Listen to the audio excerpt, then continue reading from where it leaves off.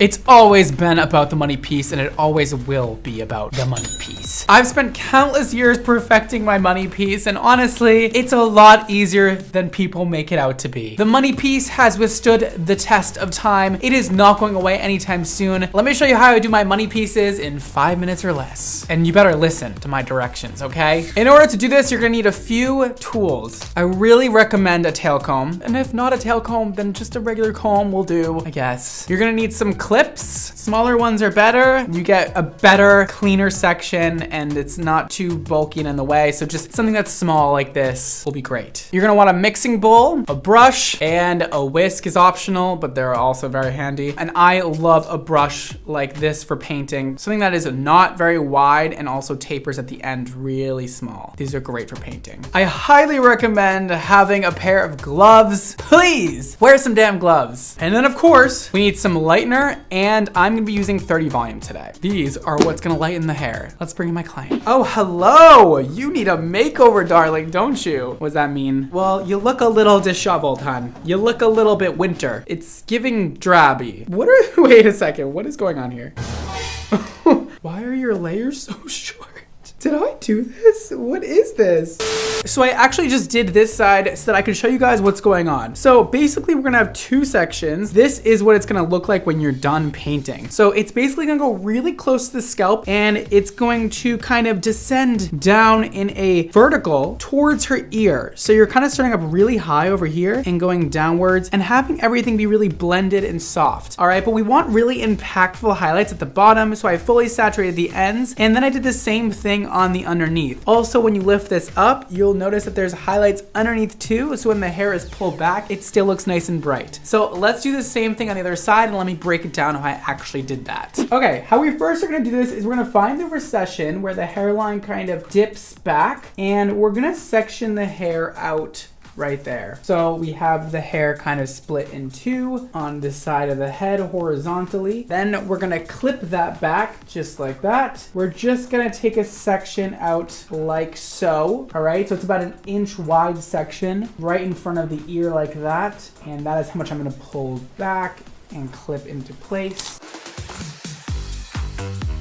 Now let's work on this first section. So we're gonna first paint the front, and then we'll move on to the back. We're gonna wanna focus most of the lightener on the midsection of the hair. Let's apply the majority of the lightener there, and then let's start working it down towards the hairline. But you never wanna start directly on the hairline, or you'll get way too much lightness right there, and it'll look splotchy. See, I kinda just messed up, but that's okay. What I'm gonna do is gently rub off some lightener, and that's gonna look totally fine. But you'll notice that my brush kind of dries out once I get to the front of the hairline, and that's exactly what we want. We want the lightener to be kind of dry up there and not fully saturated, and then fully saturated towards the ends. The more saturated the hair is in the lightener, the more lightness you will get. Sometimes I just use my hands to kind of blend the lightener in, and we're gonna work down that entire section.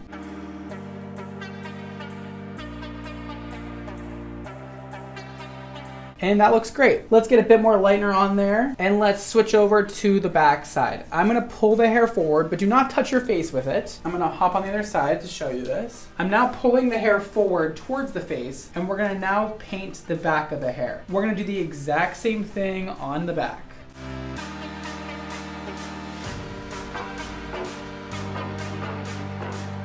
It doesn't need to be perfect, I promise. I'm gonna take the hair into my hands and just go at it, fully saturating about halfway down from the scalp.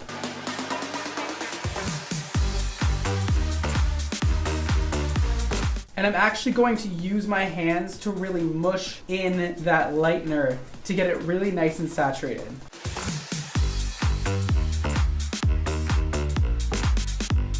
And that is our first piece done. Now let's move on to the next. And this one is the most important of all. All right, let's get our next section out. As you'll see, the hairline sort of moves back like that. So we're gonna take our section in that same direction so that the hairline is parallel to the parting. And we're going about an inch back from the hairline. That looks good. We'll clip the rest back. And this is what my section looks like. And now let's begin painting. This one is gonna be a little different, as you can see from this side. We're gonna start by kind of making this point. You're gonna wanna make sure you comb the hair nice and straight, pull the hair directly out from the scalp, and put some nice tension on it. Let's work on painting that beautiful little tiny money piece at the front. You can make this piece as thick or as thin as you want. I like it very thin, just like that. That's all I'm gonna do for that really, really high part of the money piece. And then I'm gonna slowly kind of bring it down towards the back and have everything kind of connect to that really high up piece.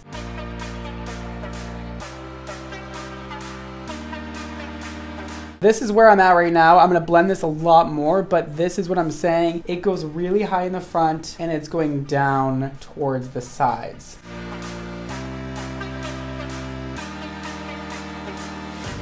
The great part about this is that you do not need to make it that perfect. Because we're over directing the hair forward, when the hair is styled down in place, it's gonna be so much more blended. So you can kind of have these harsh lines here and it's not gonna matter. Now we're gonna paint the hairline. We're gonna flip this up. It's okay if it looks a little messy like this. We are gonna start in the middle again and we are just going to paint down towards the hairline.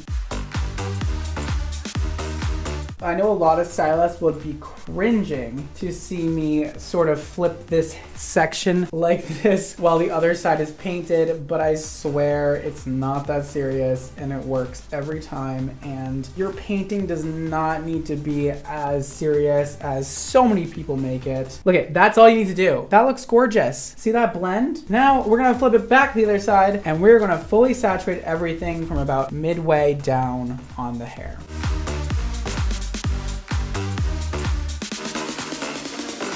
Really make sure you get everything. You do not want any spotting or places that you missed. Really saturate the hair, move it around, go side to side, up and down with the brush, and make sure you don't have any unevenness. Like if you see this on the hair, that line right there, you do not want that. Your hair will not all be even. Put light pressure on the top surface of the hair to make sure all the lightener is even, okay? You can do it. Beautiful. Let that down. And that is the end of that. Okay, we did it. This looks amazing. This is going to look flawless, and I hope yours looks great too. We are obviously gonna get a lot of brightness right in the front. This is almost done. I'm only gonna let this process for about 35 minutes. I don't want our hair super, super light. I might not even end up toning it. We'll see what happens, but you should check your hair at about 35 minutes, see if it's the lightness you want, and then go from there and process it for up to about an hour, depending on the desired results. I think this is looking really great, and I don't want it to get too light because I want this to all blend and look natural, but still kind of like poppy and sexy, you know what I mean? I'm gonna rinse off this side first because I finished this one about 15 minutes later, and then I'll wash this one 15 minutes later because I finished it 15 minutes later. I'll see you once everything is rinsed out. And here she is. Oh my God. She looks incredible. I'm actually jealous. Like I want this hair on my head. Oh my God. I outdid myself on this one. She looks hot as hell. I also want to mention that I did not tone her hair at all. All I did was shampoo and conditioner the lightener off and blow dry her hair, and this is what it looks like. So you do not need to, you know, do any fancy techniques with your toners in order to blend if you do the balayage correctly in the first place. And because she has no toner on her hair, this is gonna grow out perfect the way it is because,